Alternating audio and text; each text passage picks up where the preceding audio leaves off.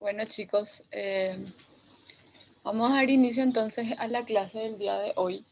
Vamos a dar continuidad con uno de los temas ya iniciando el sistema nervioso central y periférico. Vamos a hablar un poquito sobre las convulsiones y epilepsia. Como ya ustedes van a ver, vemos que los episodios convulsivos son bastante frecuentes. Eso podemos encontrar en cualquier lugar.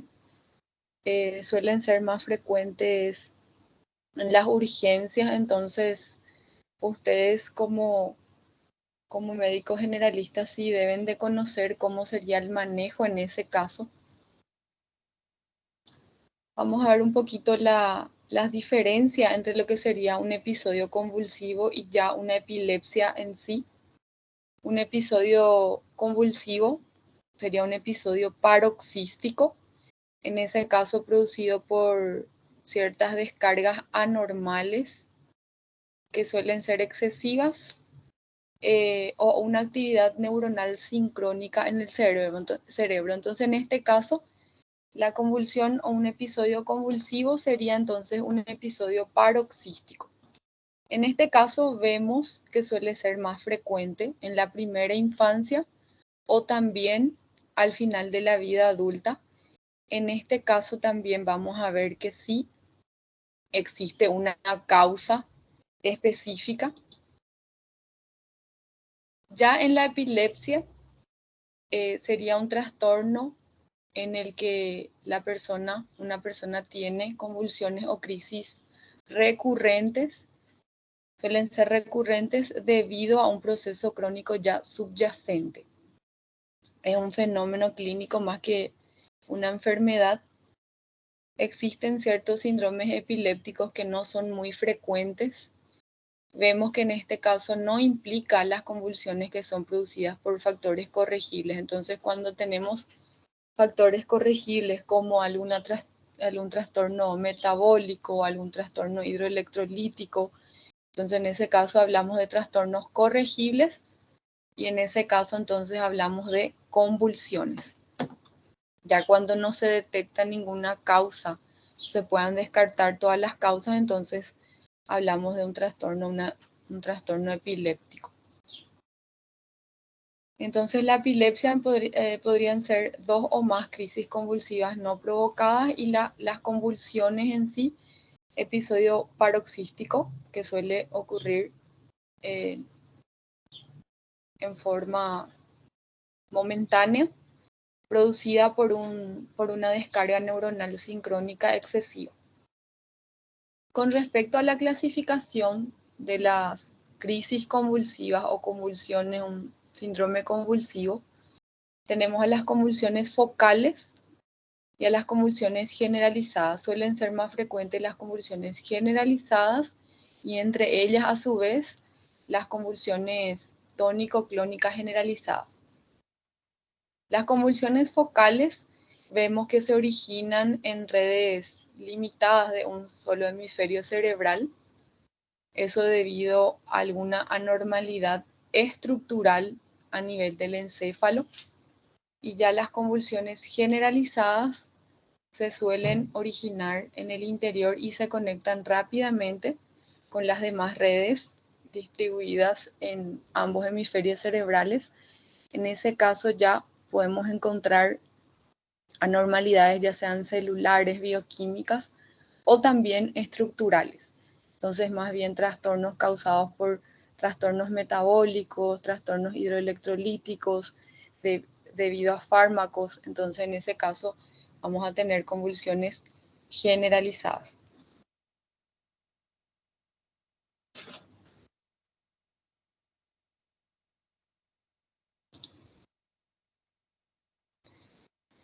Con respecto a la clasificación, vamos a ir viendo cada uno de ellos. Aquí les puse unos vídeos, no sé si vamos a poder abrir, pero sí les puse unos vídeos. Las convulsiones focales más bien se originan a partir de una red neuronal, ya sea localizada o circunscrita, eso en un solo hemisferio cerebral. Anteriormente se utilizaba el término de crisis focales simples y crisis focales complejas. Ya eso está en desuso actualmente. Se describen las convulsiones focales más bien como crisis focales con o sin características no cognitivas. Eso debido ya a las alteraciones que podamos encontrar. Algunas de las crisis focales pueden posteriormente llegar a convertirse en generalizadas y en ese caso son llamadas crisis generalizadas provenientes de una crisis focal. No suelen ser frecuentes, pero sí pueden ocurrir entonces una convulsión focal convertirse en una convulsión generalizada. Ya entonces, con respecto a la clasificación de las convulsiones focales, entonces vemos a las que son sin características no cognitivas. En este caso, vemos que podrían producir síntomas motores sensitivos, también autónomos o psicológicos.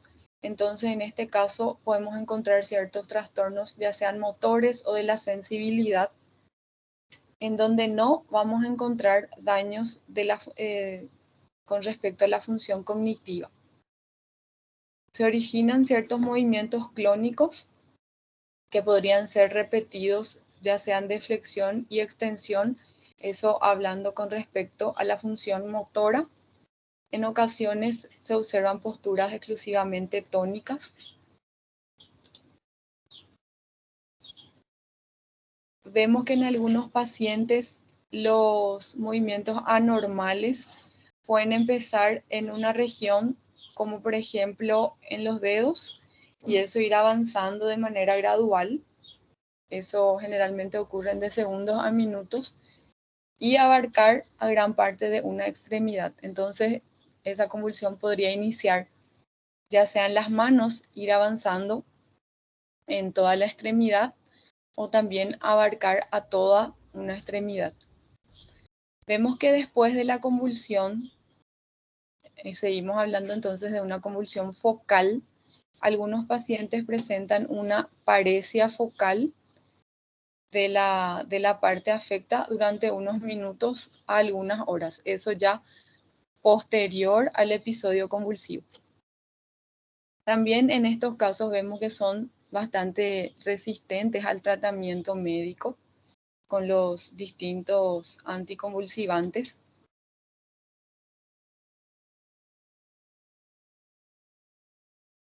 Ya las convulsiones focales sin características no cognitivas,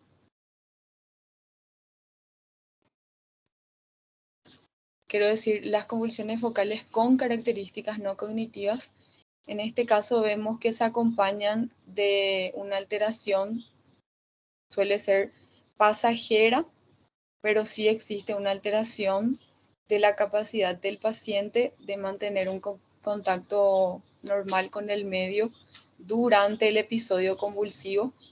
Generalmente suelen comenzar con un aura, o sea, el paciente, en ese caso el paciente siente que va a presentar el episodio convulsivo.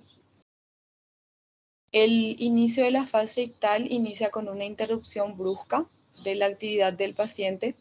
O sea, en este caso el paciente se encuentra realizando algún tipo de actividad y se presenta una interrupción, como que el paciente queda inmóvil y con la mirada perdida, con la mirada fija.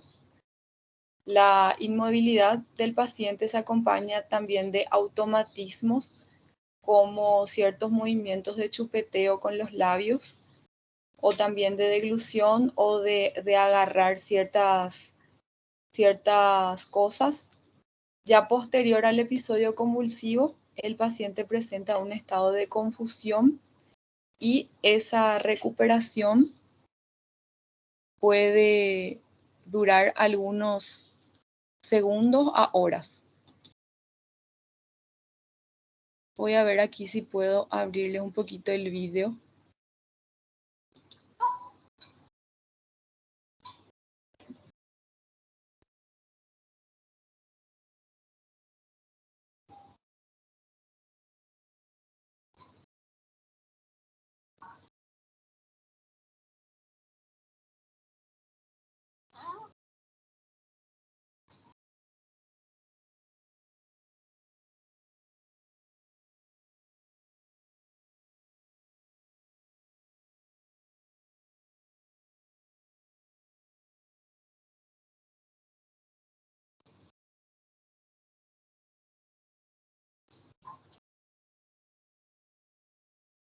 Entonces, en este caso, sería una convulsión focal con características no cognitivas. En este caso, el paciente se da cuenta o se percata de que va a presentar el episodio convulsivo. Existen ciertas alteraciones, como dijimos, como el chupeteo de los labios o también como de agarrar cosas. Y posterior a eso, el paciente queda con una cierta alteración del estado de conciencia. Doutora, Hola, o vídeo não passou, não. ¿no? Para mim passou Pra aqui, mim, doutor. Passou. Eu acho que para algumas Eso, pessoas não deve ter passado, eso mas justamente quería saber porque es más interesante que puedan ver. O sea, se les queda más cuando pueden ver los videos.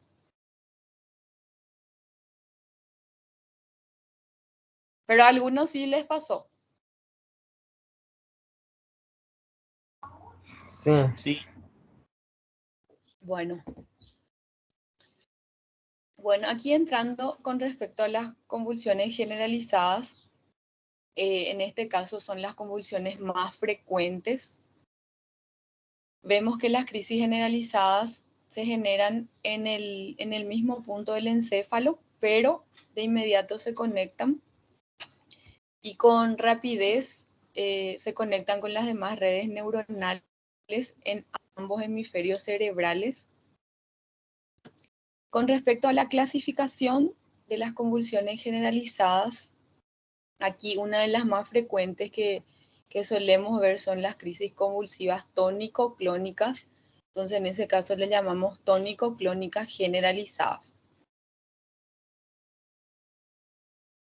También existen las demás convulsiones que serían las convulsiones de ausencia, que son las típicas, atípicas, las convulsiones atónicas, tónicas y las mioclónicas. Algunos tipos de convulsiones podríamos ver más bien en consultorio o en algunos casos en pacientes que sí se pueden percatar y consultan ya posteriormente haber presentado alguno de los trastornos, pero más bien las convulsiones o las crisis convulsivas tónico-clónicas generalizadas son las que sí podemos ver en las urgencias, o sea, muchas veces como motivo de consulta o pacientes son llevados de inmediato a urgencias cuando posterior a presentar un episodio convulsivo tónico clónico.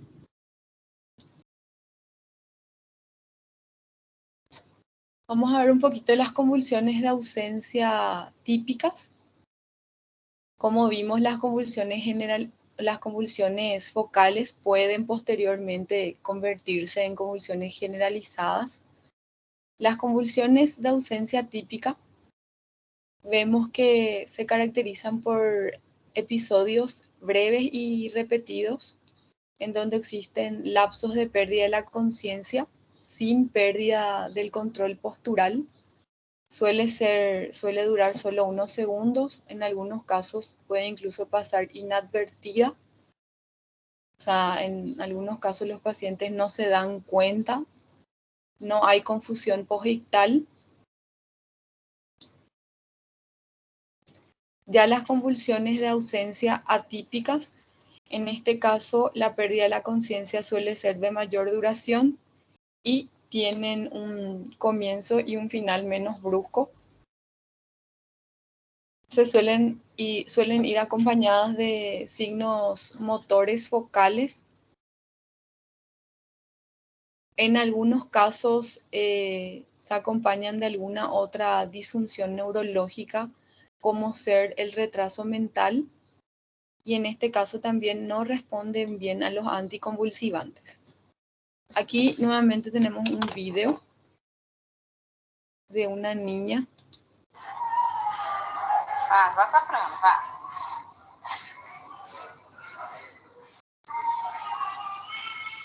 Solta, vem no meio, tá?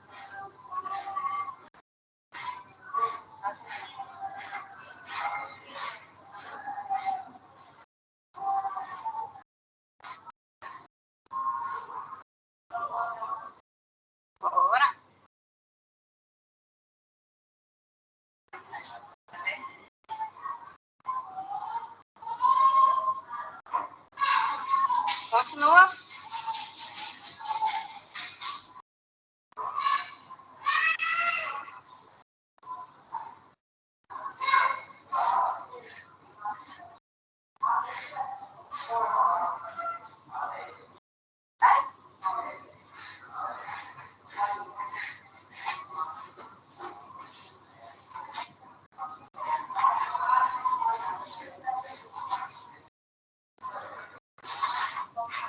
Continue.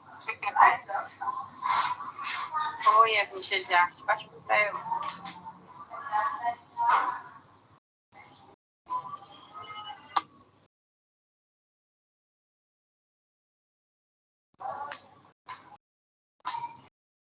Cansou?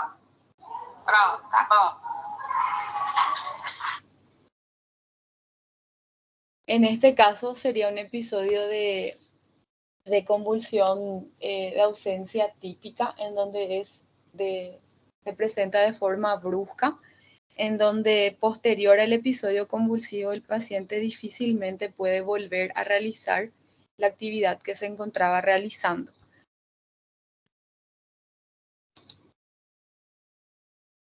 Ya las crisis convulsivas tónico-clónicas de inicio generalizado, en este caso vemos que son el tipo de crisis principal en aproximadamente el 10% de todas las personas. Como les dije, es el tipo de crisis más frecuente también en los trastornos metabólicos. Suelen tener un comienzo brusco. La fase inicial de la convulsión suele ser con una contracción tónica, ya como su nombre lo dice, tónico, y posteriormente la fase clónica. Entonces, tiene un inicio con una contracción tónica de todo el cuerpo, en donde se produce el grito ictal, se altera la respiración, se acumulan las secreciones en la orofaringe y el paciente se torna cianótico. También pueden haber contracciones de los músculos mandibulares que provocan mordedura de la lengua. Muchas veces ya escuchamos hablar de las personas que dicen que los pacientes suelen tragar la lengua. Eso no es así, es más bien el paciente se puede morder la lengua y eso causar ciertas lesiones. Entonces, aquí como primera fase tenemos entonces a una contracción tónica de todo el cuerpo. Ya transcurridos 10 a 20 segundos, inicia la fase clónica. Entonces, posterior a 10 a 20 segundos de la fase tónica, inicia la fase clónica y la fase clónica se superpone a la fase tónica. Esto no suele durar más de 1 minuto. Entonces, primeramente la fase tónica, luego inicia la fase clónica y posteriormente a eso la fase postictal. Entonces, el paciente posterior a presentar el episodio convulsivo tónico clónico presenta un episodio o una fase postictal, en donde queda con ausencia de respuesta, puede haber flacidez muscular y salivación excesiva. También podemos encontrar incontinencia, ya sea vesical o intestinal también. Entonces, eso siempre cuando ocurre un episodio convulsivo tónico clónico, siempre es importante tener en cuenta también la fase postictal y todo lo demás, si el paciente liberó o no esfínter, ya sea vesical o intestinal. El estado de conciencia del paciente suele ir recuperando en forma gradual, que puede durar de minutos a horas en algunos casos. Posteriormente al episodio convulsivo, los pacientes se suelen quejar ya sea de cefalea, fatiga o dolores musculares. ¿Por qué? Por la utilización de casi todos los músculos de las extremidades. Entonces, primeramente la fase tónica, ya posteriormente la fase clónica y el estado postictal.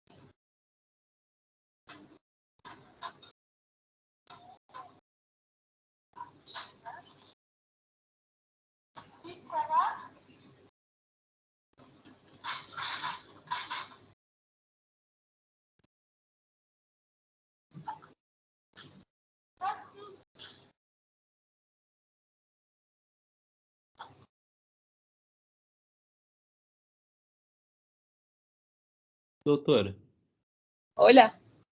qual seria nesse vídeo, qual Ah, seria a fase, a primeira fase seria naquele momento em que o paciente começou a se debater?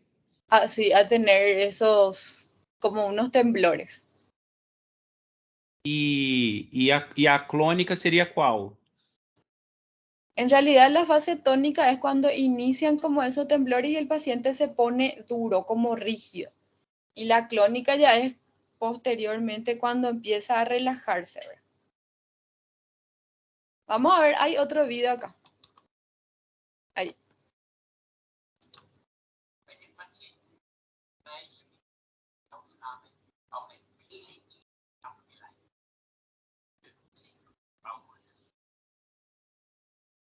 Acá es un paciente que está fumando.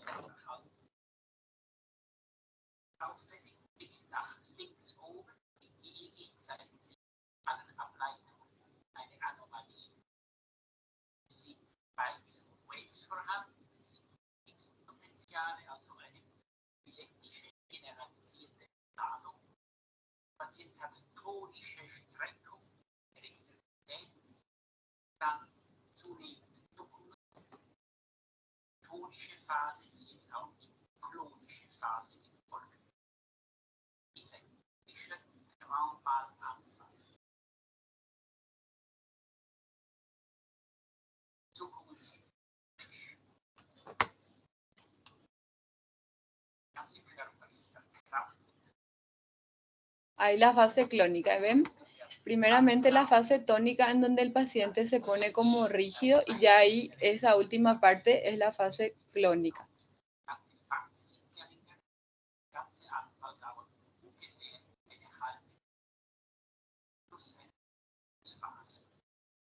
Y posteriormente el paciente queda en estado post-ictal.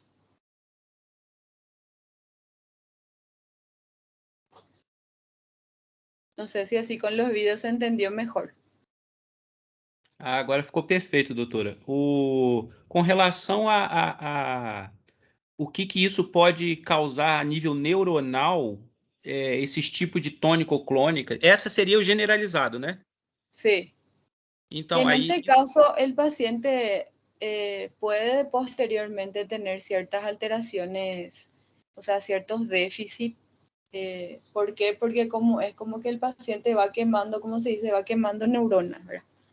Entonces sí puede quedar con ciertos trastornos si cada vez más van apareciendo los episodios convulsivos. Es por eso que es importante el tratamiento y ya cuando el paciente inicia el tratamiento, también es importante el ajuste de la dosis de la medicación.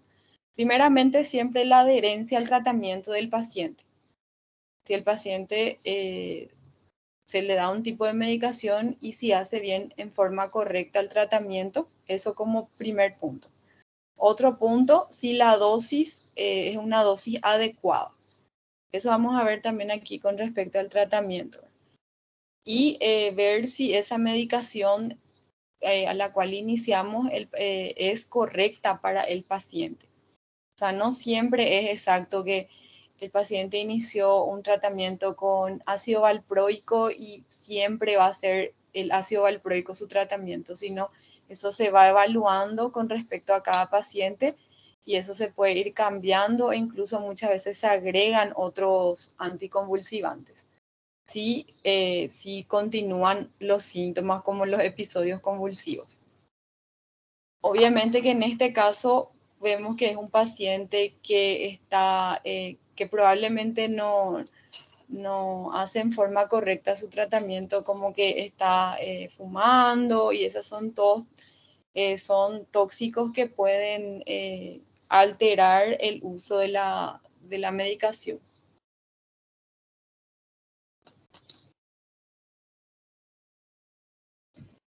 Entonces aquí, entre las convulsiones generalizadas, como vimos, las tónico-clónicas generalizadas son las más frecuentes.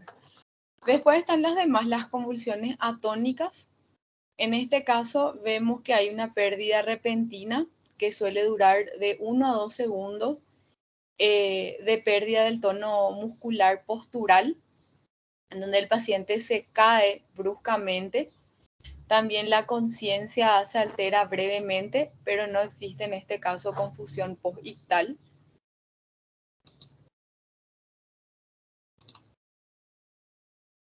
Les voy a poner un ratito ese, voy a poner para conectar mi computadora, que no quiero que se me apague.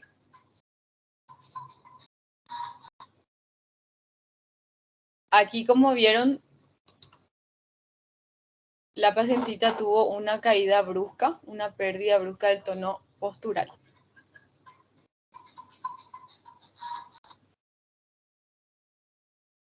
Entonces eso sería una convulsión atónica. Ya las convulsiones tónicas, en este caso sería como una parte de las convulsiones tónico-clónicas, sino más bien solo la convulsión tónica, en donde hay rigidez o hipertonía. Podemos encontrar incontinencia, ya sea vesical o intestinal. El paciente puede estar cianótico, con extremidades arqueadas, y también podemos encontrar el grito epiléptico.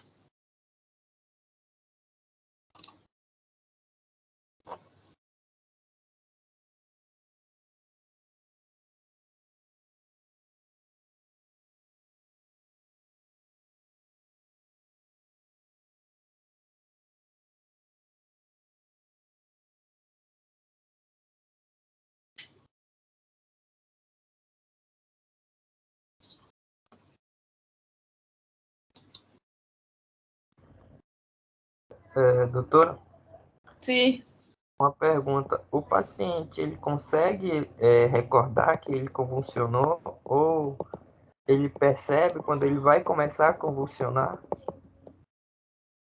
sí, muchas veces, generalmente en las convulsiones tónico-clónicas generalizadas, los pacientes tienen como un aura, eso se le llama aura. Algunos pacientes suelen referir que si perciben ciertos olores desagradables, o algunos pacientes como que no pueden mirar la luz, que les molesta la luz, eso generalmente previo al episodio convulsivo. Eso ya habrán escuchado de algún paciente convulsionador, que ellos refieren como que saben en qué momento van a presentar el episodio convulsivo. Ya habrán visto ustedes más de una vez en algún lugar, en cualquier lugar en realidad, eso puede ocurrir, ¿verdad? Muchas veces ocurren incluso en la calle, ¿verdad? En donde el paciente sí se da cuenta de que va a presentar el episodio convulsivo. Eso suelen ser llamados auras. En algunos casos, algunos pacientes no recuerdan, ¿verdad? Pero en realidad no existe en este caso pérdida de la conciencia, pero muchos pacientes no recuerdan, sino más bien ya solo se acuerdan, o posterior al episodio convulsivo, como presentan dolores musculares intensos, ¿verdad? Entonces eso es más bien lo que les llama la atención. Bueno, las convulsiones mioclónicas vemos que son contracciones musculares breves y repentinas de una parte del cuerpo, o puede ser del cuerpo entero. Una firma fisiológica frecuente es el movimiento brusco, de sacudida cuando el paciente se queda dormido. O sea, es más bien una contracción muscular breve. Las mioclonías patológicas ya aparecen asociadas a ciertos procesos metabólicos, enfermedades degenerativas del sistema nervioso central o lesiones cerebrales anóxicas, ¿verdad? O sea, podemos encontrar en estados fisiológicos como un movimiento brusco de sacudida cuando el paciente se queda dormido, ¿verdad? Eso ya habrá presentado más de uno de ustedes. Pero encontramos las mioclonías patológicas ya cuando son secundarios a ciertos trastornos, ya sean metabólicos o también degenerativos del sistema nervioso central.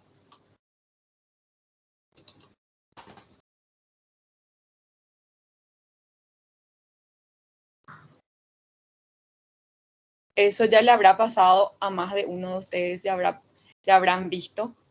Entonces, que son como sacudidas breves de ciertos grupos musculares.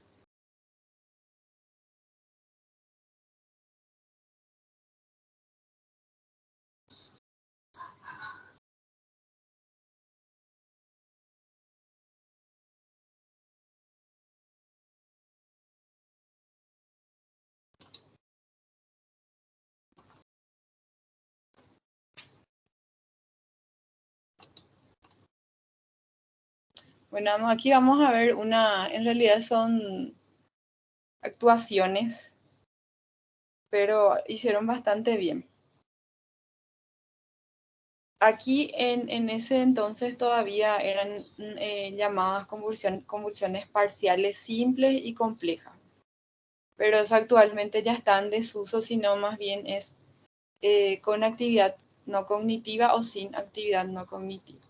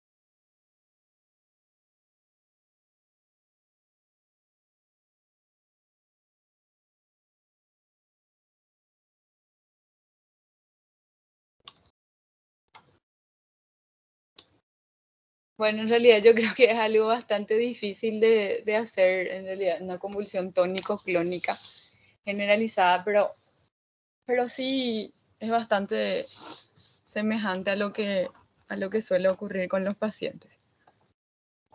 Bueno, ya los síndromes epilépticos suelen ser bastante raros y el diagnóstico suele ser bastante difícil, es más bien cuando ya se excluyen todas las demás causas.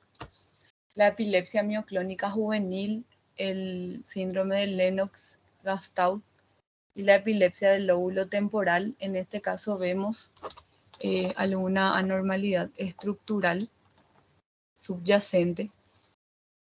Vemos que entre las causas de las convulsiones y de la epilepsia tenemos distintas causas. Siempre pensar en todas las causas, eso dependiendo ya de la edad del paciente y también de las distintas comorbilidades de cada uno de los pacientes. Vemos que las convulsiones en sí son resultado de una interrelación dinámica entre los factores endógenos, epileptógenos y los factores desencadenantes. Muchas veces existen más bien factores desencadenantes que conducen a con que haya un episodio convulsivo.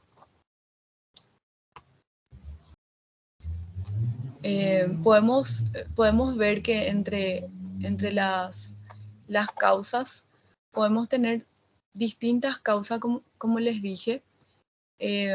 Por ejemplo, en los niños suelen ser bastante frecuentes las convulsiones febriles. Ya posteriormente en la edad adulta, algunos procesos tienen muchas posibilidades de resultar en un trastorno convulsivo ya crónico, posteriormente a un traumatismo cráneoencefálico grave. El paciente puede quedar con ciertas secuelas y presentar episodios convulsivos, o posterior a un accidente cerebrovascular, muchas veces en un accidente cerebrovascular isquémico, en donde queda como la zona de isquemia queda como un foco epileptógeno o de foco convulsivo, y también secundario a ciertas infecciones, más bien infecciones a nivel del sistema nervioso central. Muchas veces infecciones que son cuando existen lesiones ocupantes de espacio, como infecciones por hongos o infecciones parasitarias, o también en algunos casos podría ser por el Mycobacterium tuberculosis, también, que suele causar infecciones a nivel del sistema nervioso central. Ya también podemos encontrar crisis episódicas, algunos desencadenantes, como en casos de estrés, ya sea físico, psicológico, en privación del sueño. Existen, por ejemplo, casos de pacientes que sí son epilépticos o presentan episodios convulsivos con un buen tratamiento, con un tratamiento adecuado, que tienen privación del sueño o cuando están sometidos a estrés intenso. Entonces, en ese caso, eso desencadena un episodio convulsivo. También los cambios hormonales.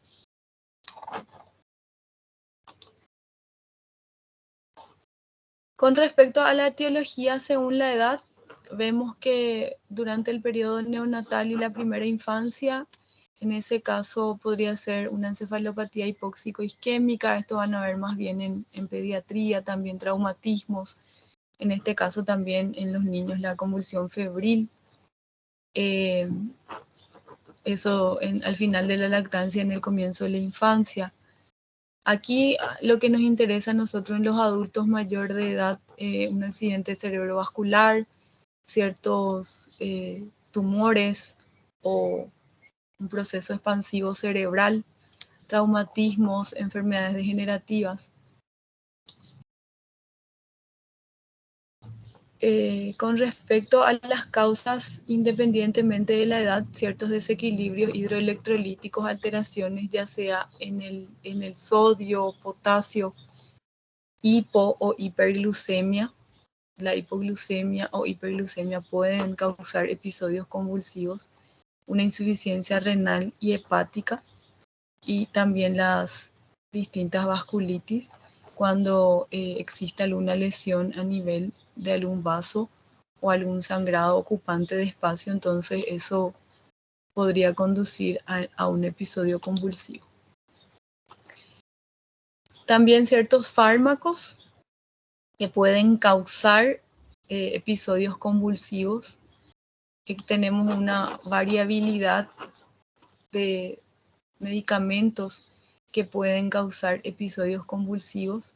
Esto es más bien pudiendo interrogar al paciente en la historia clínica, muchas veces con el consumo de drogas como las anfetaminas, la cocaína.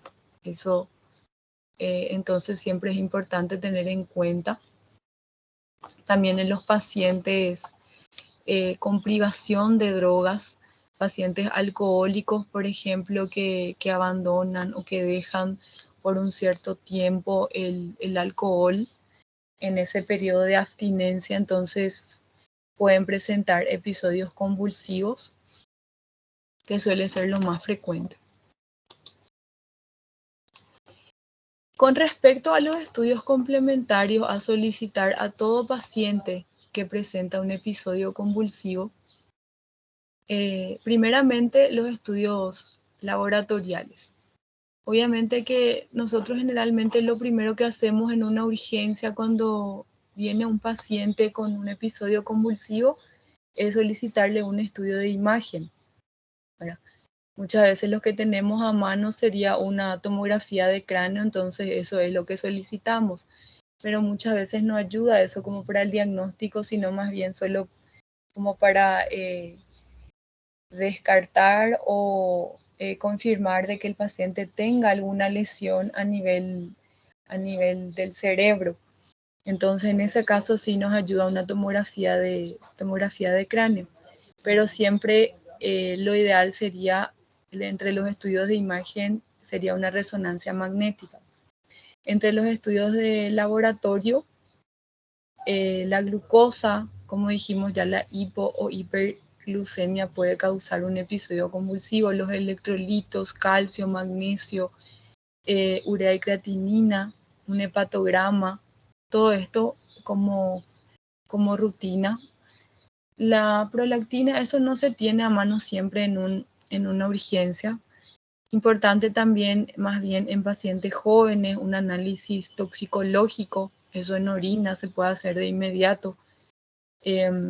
Una punción lumbar, enzimas musculares, eso sí pensamos en buscar alguna de las causas. Entre los estudios electrofisiológicos, el electroencefalograma es más bien el que nos daría el diagnóstico.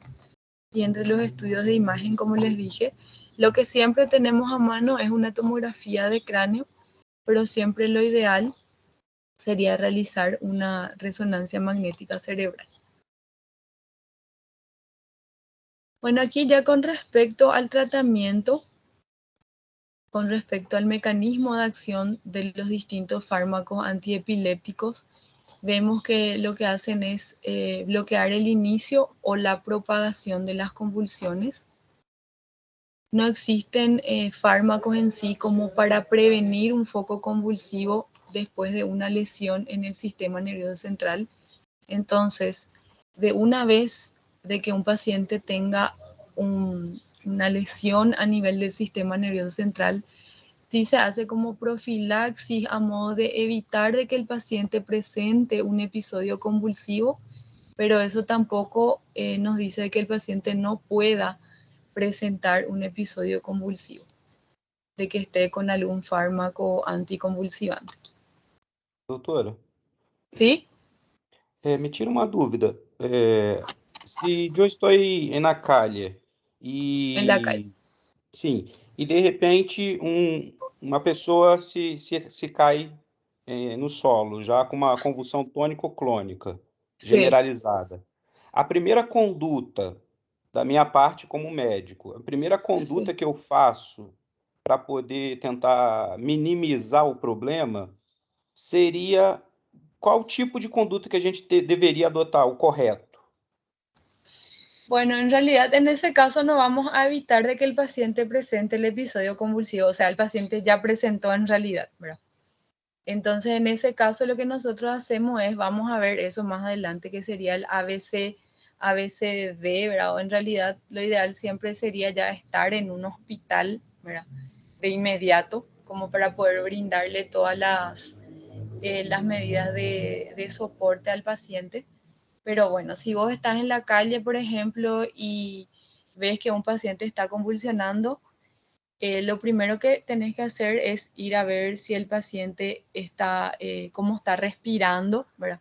Si el paciente, porque en ese momento el paciente puede broncoaspirar, ¿verdad? Entonces, lo que se hace es ponerle al paciente de costado vamos a decirle, la cara y esperar ayuda en ese momento, ¿verdad? O sea, más que eso no van a poder hacer eso ustedes en la calle, ¿verdad? Pero por lo menos eso, ¿verdad? Porque si evitamos de que el paciente broncoaspire, ya es evitar una complicación, ¿verdad? Entendi, doutora. Aí, no caso, o primeiro, o tipo, se eu tenho ao meu alcance algum tipo de fármaco, um dos primeiros fármacos que a gente vai adotar seria um daqueles que foi dado agora ou vai ser outro? Tipo um diazepam, alguma coisa assim? No, esos no eran los fármacos que son para los episodios convulsivos, esos son fármacos que causan episodios convulsivos. Acá vamos a ver el tratamiento ahora. Ok, doutora, muito obrigado. Bueno, tenemos en realidad una variedad vamos a decirle, de fármacos anticonvulsivantes o antiepilépticos que son usados generalmente. La dosis en realidad depende de cada paciente, ¿verdad? Pero yo no les voy a insistir tanto con respecto a la dosis, sino más bien que conozcan los distintos fármacos anticonvulsivantes, ¿verdad? Tenemos primeramente a la fenitoína o difenilidantoína, eso tenemos que podemos hacer dosis de carga y ya posteriormente dosis de mantenimiento, ¿verdad? Generalmente entonces cuando un paciente presenta un episodio convulsivo, hacemos una dosis de carga, eso ya cuando el paciente ingresa y nosotros pudimos constatar el episodio convulsivo, entonces eso ya podemos usar como para las convulsiones tónico-clónicas generalizadas o también otro tipo de convulsiones, ¿verdad? Ya las demás medicaciones generalmente son utilizadas más bien en consultorio, ¿verdad? La carbamazepina, yo quiero que más bien ustedes conozcan a los distintos anticonvulsivantes. Me imagino que eso recuerdan de farmacología, ¿verdad? La fenitoína o también la difenilidantoína es llamada la carbamazepina. Eso ya para cada uno de las distintas clasificaciones. El ácido valproico, la lamotrigina, esto varía mucho la utilización en cada paciente, pero el ácido valproico suele ser bastante bien tolerado. Eso tenemos en presentación en jarabe y también en comprimidos. También la difenilidantoína. Entonces, siempre el objetivo del tratamiento anticonvulsivante sería la cesación total de las convulsiones sin que el paciente presente efectos adversos. Siempre lo ideal es que el paciente tenga un solo fármaco y un esquema posológico que sea fácil de seguir por el paciente. ¿Por qué eso? Porque muchas veces cuando el paciente ya tiene 2, 3 anticonvulsivantes o medicaciones, entonces en ese caso los pacientes se olvidan una de las dosis. Olvidarse una de las dosis ya es un riesgo de que el paciente vuelva a presentar un episodio convulsivo.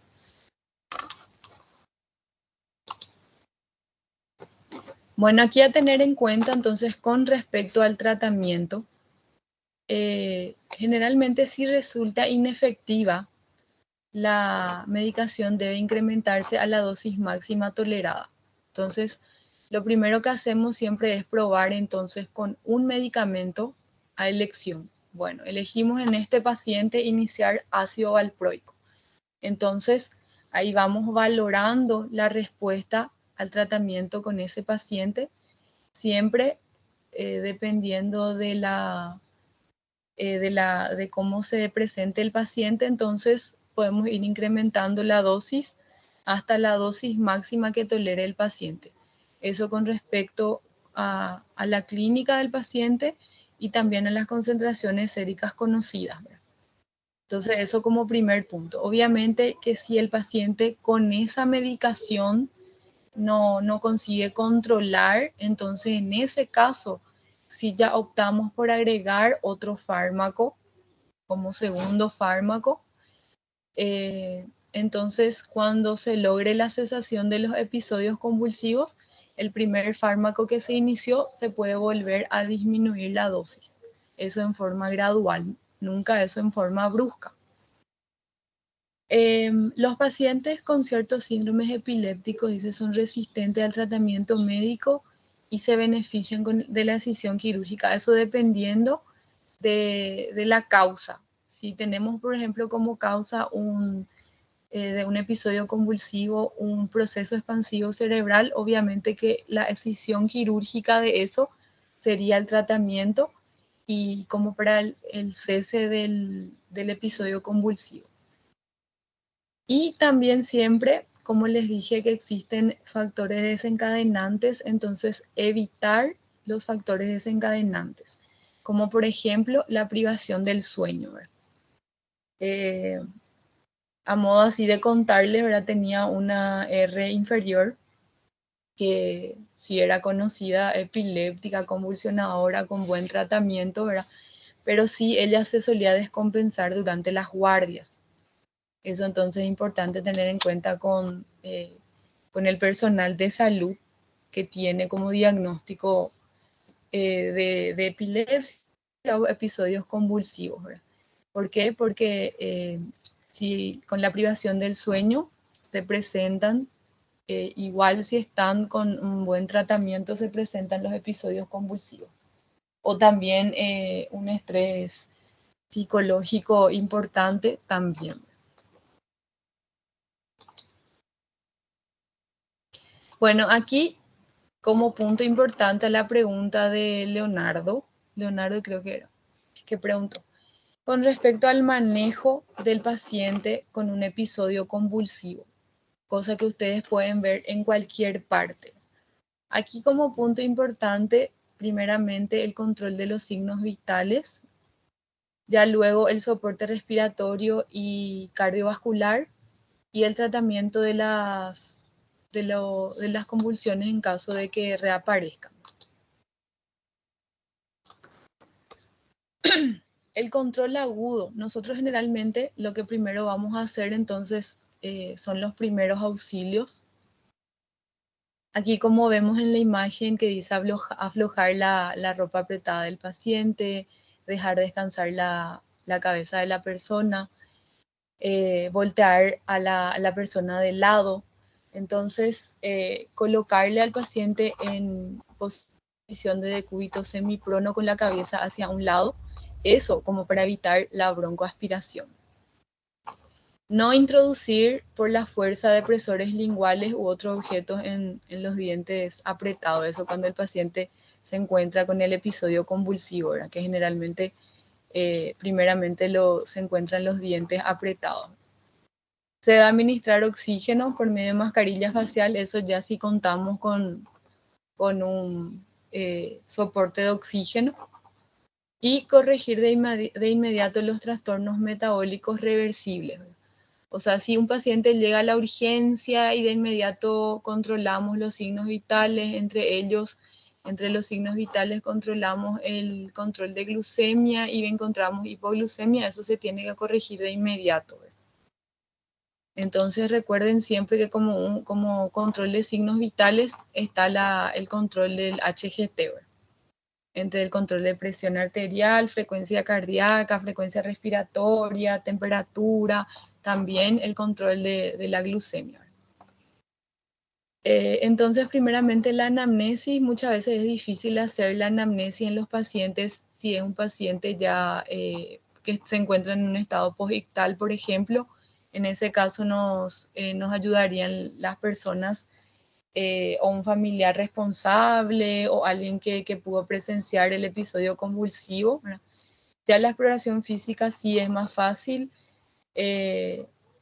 descartar otras causas como síncope, un accidente isquémico transitorio, migraña, psicosis aguda. Obviamente que eso de inmediato es difícil saber, ¿verdad? Más si el paciente no se encuentra en condiciones de colaborar.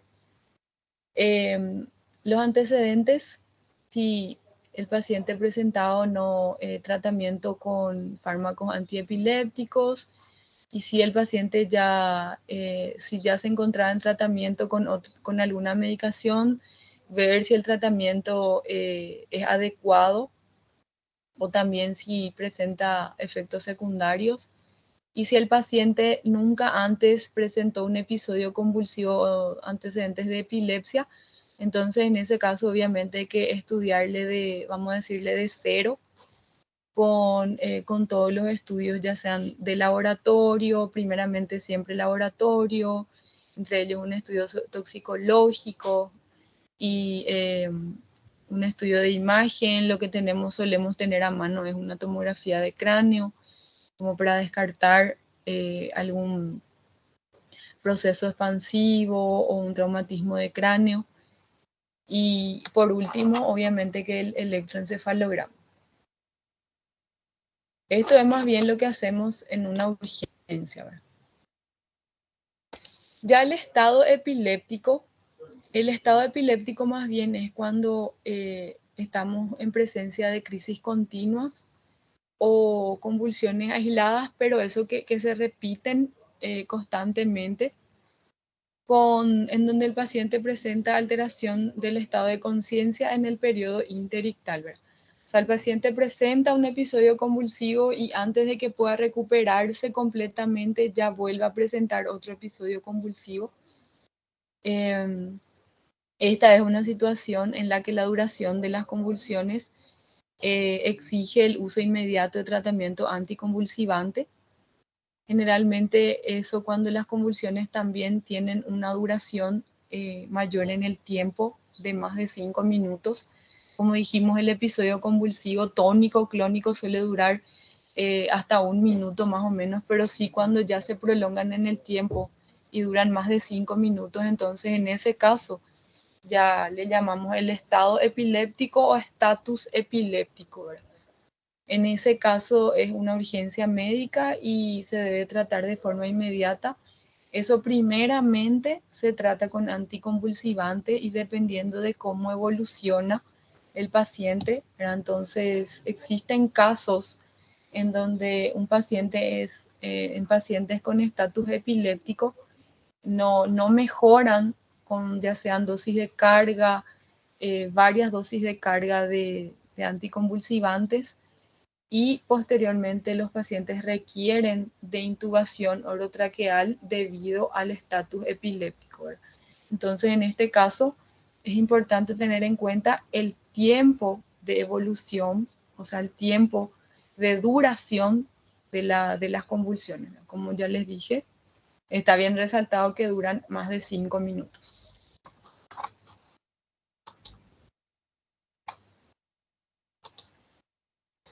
Bueno, y el tratamiento en sí, esto es más bien para todo episodio convulsivo, ¿verdad? Pero ya en el estatus epiléptico en sí, como ya dijimos que se trata de una urgencia médica, aquí punto importante tener en cuenta, primer paso, abrir la vía aérea, administrar oxígeno. Esto todo el paciente sí debe de estar en un hospital, en una urgencia. La ventilación, estabilización hemodinámica, eso con el control de la presión arterial, dependiendo de cómo se encuentre, y también el control de la glucemia. Todos estos puntos son bastante importantes. Esto obviamente que no va a ser cuando estén ustedes en la calle, ¿verdad? Pero cuando estén en una urgencia, entonces, punto importante a tener en cuenta. Y el tratamiento en sí, de primera línea, eso pasado los 5 minutos, las benzodiazepinas. La dosis en sí, esa dosis endovenosa o intravenosa, generalmente se suele utilizar el diazepam o también el midazolam. Lo más utilizado suele ser el diazepam. de 0.3 miligramos por kilogramo. Hay que tener un valor del peso del paciente promedio, por lo menos, y eso se puede hacer hasta 2 dosis, dependiendo de cuántas convulsiones vaya a presentar el paciente. Ya de segunda línea, la difenilidantoína, fenobarbital, el ácido valproico, la motrigina, y ya de tercera línea, eso, el paciente en coma barbitúrico. Pero eso no suele ocurrir con frecuencia. Entonces, aquí a tener en cuenta como primer punto los medicamentos de primera línea a ser utilizados, las benzodiazepinas, entre ellas el diazepam o el midazolam. Esas dosis sí tienen que manejar, obviamente cuando vayan a estar en una urgencia, ¿verdad?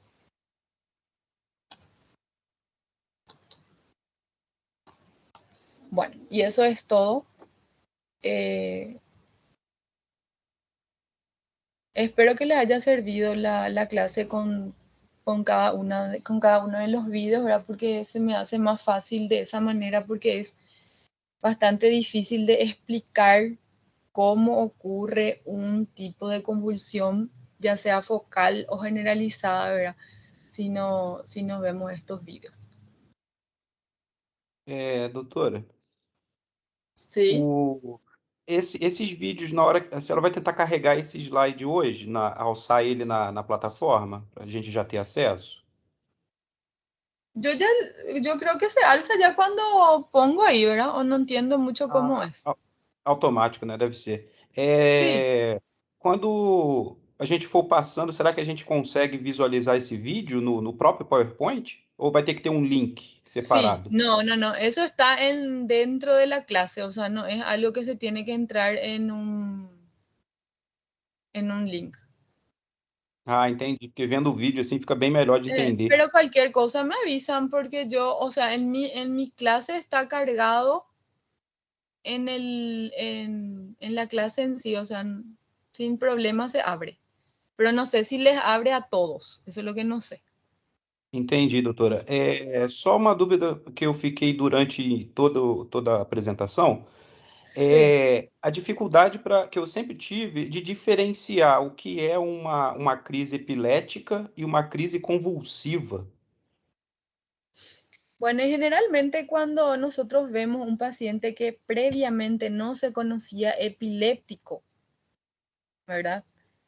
Generalmente el paciente que sí tiene epilepsia en sí, ya tiene como un diagnóstico previo, ¿verdad? O ya le hizo previamente un neurólogo o por alguna alteración estructural misma, ¿verdad? Pero si nosotros vemos un paciente que llega a urgencia y nunca presentó un episodio convulsivo o había presentado en algún momento dado, qué sé yo, durante la infancia y después nunca más, entonces en ese caso le tomamos como un episodio convulsivo. Generalmente ustedes cuando van a ver en urgencias, por ejemplo, siempre nosotros le llamamos como un síndrome convulsivo de etiología a determinar si nosotros no sabemos el histórico del paciente. Eso yo les digo como para que ustedes sepan cuando vayan al hospital, ¿verdad? Obviamente que si ya identificamos la causa, entonces ahí sabemos el porqué del episodio convulsivo. Ah, ok, doutora. Na prática, no hospital, quando a gente começar a aplicar o protocolo ABCD, Sí, esse paciente vai estar, digamos, no curso da sua convulsão, ele vai estar, vamos dizer assim, fazendo as contrações tônico-clônicas, e aí, para mim poder, como que se diz? Para mim poder fazer a permeabilidade da via aérea dele, ficaria um pouco difícil nesse momento, né? Porque não sí. tem como eu introduzir um tubo No, orotraqueal num eso paciente que... generalmente se le deja al paciente, o sea, si está convulsionando, se le deja al paciente que tome el curso, vamos a decirle, que tenga su episodio convulsivo, y después cuando ya pasa, eso no suele durar más de 1 minuto, ¿verdad? Obviamente que cuando dura más de 5 minutos, como dijimos, ya es un estatus epiléptico, ¿verdad? Pero cuando el paciente, lo que suele pasar es que le traen muchas veces al paciente que presentó un episodio convulsivo en la calle, por ejemplo. Entonces, cuando llega al hospital, ustedes ya no constatan el episodio convulsivo. Pero en ese mismo momento en el que llegó, el paciente puede volver a presentar un episodio convulsivo. Entonces, en ese caso, ahí ustedes ya constatan el episodio convulsivo, pero lo que hacen es dejarle al paciente de que tenga su episodio convulsivo y después van a ir a controlarle, iniciar todo el ABCD, ¿verdad? El paciente después de eso queda en un estado post-ictal, que depende de cada paciente también el tiempo de duración, ¿verdad? Puede que el paciente en un ratito, en minutos ya recupere, o hay pacientes que quedan por ciertos minutos en estado post-ictal.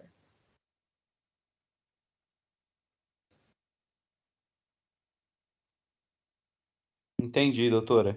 Queria te agradecer pela aula e só lembrando a respeito da nossa Le voy a prova. pasar a sus compañeras. Con 2 compañeras es lo que suelo mensajear, que son las delegadas. Entonces, voy a pasarle bien los temas. La parcial de usted va a ser presencial, ¿verdad? Isso, vai ser presencial no dia, eu acho, se eu não me engano agora, eu não estou lembrando, mas eu acho que era dia 8 próximo 8 de agora. noviembre. Dia Por isso que eu 8. estava falando, Es doutor, que se puder de hoy en 15. ter vamos dizer, uma ponderação, digamos assim, desses materiais, igual, por exemplo, ontem eu terminei todo o seu assunto de parte hematológica, e agora já vai entrar mais assunto. Então, para a senhora ter um pouquinho de ponderação na hora de Yo, por selecionar ejemplo, esses temas. les voy a ser bien sincera, hay temas que quiero que ustedes, por ejemplo, en hemato, ¿verdad? Hay temas que va a ser difícil que ustedes como médico generales, cuando salgan de la facultad, que va a ser difícil que se acuerden, ¿verdad? Pero, por ejemplo, un síndrome anémico o anemia, ustedes no pueden dejar de saber, ¿verdad? O sea, en esas cosas les voy a insistir. Eso es para que Sim, tengan en sim. cuenta. Igual, por exemplo, Ahora, ontem eu estava diferenciar una estudando. leucemia mieloide aguda, crónica, o de una leucemia linfoide aguda y crónica, eso es más difícil y suele ser más bien del especialista, ¿verdad? O sea, lo que nosotros tenemos que saber más o menos son las distintas manifestaciones clínicas, saber qué vamos a solicitarle al paciente como para posteriormente encaminarle, ¿verdad?, al especialista para que pueda solicitarle en algunos casos la punción de médula ósea y hacer el diagnóstico y posteriormente el tratamiento, ¿verdad?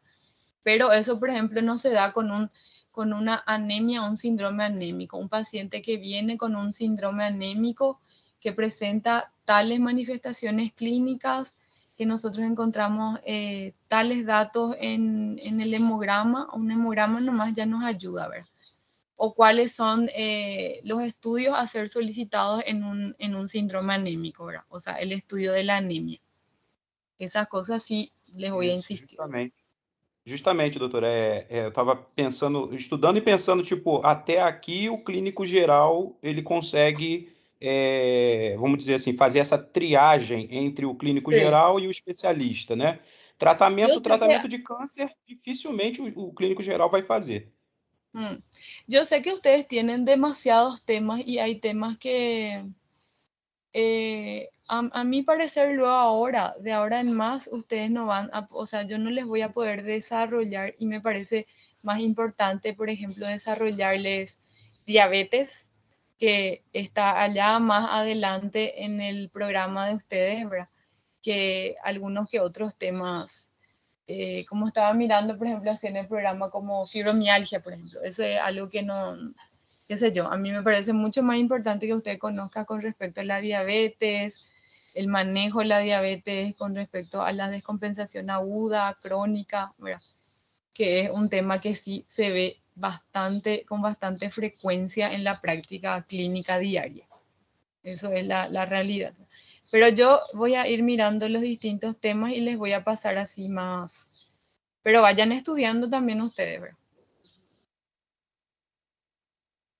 Doutora, eu tenho uma dúvida, uma pergunta Sim. para fazer. Decime nomás. É a senhora mesmo, né, que elabora elabora, né, as nossas provas parcial e que vai elaborar também a final, né?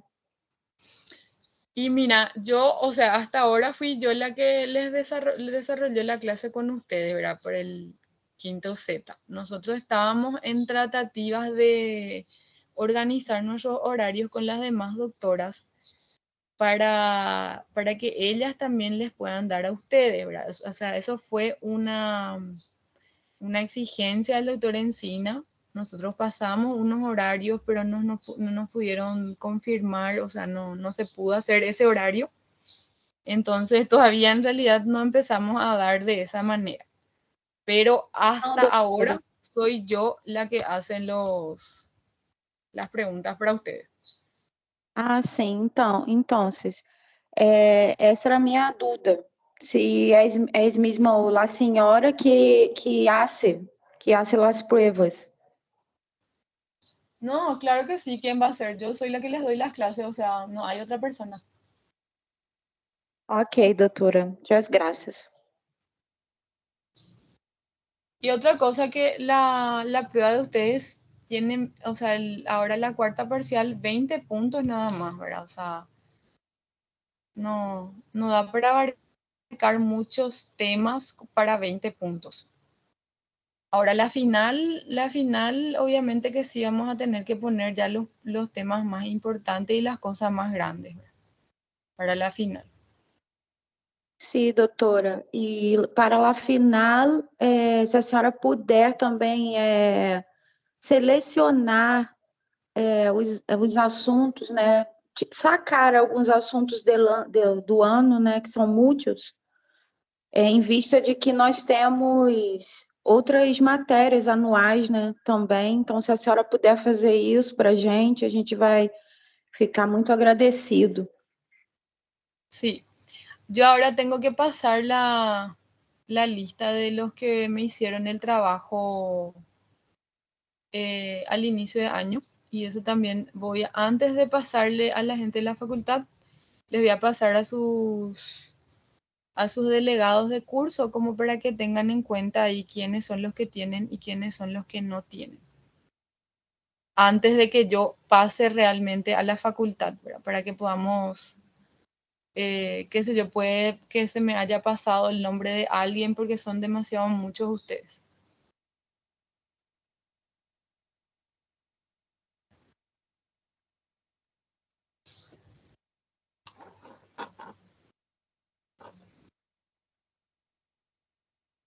Bueno, cualquier cosa entonces a las órdenes y cualquier cosa que quieran, que tengan alguna duda, pueden decirle a sus delegados de curso que me escriban sin ningún problema.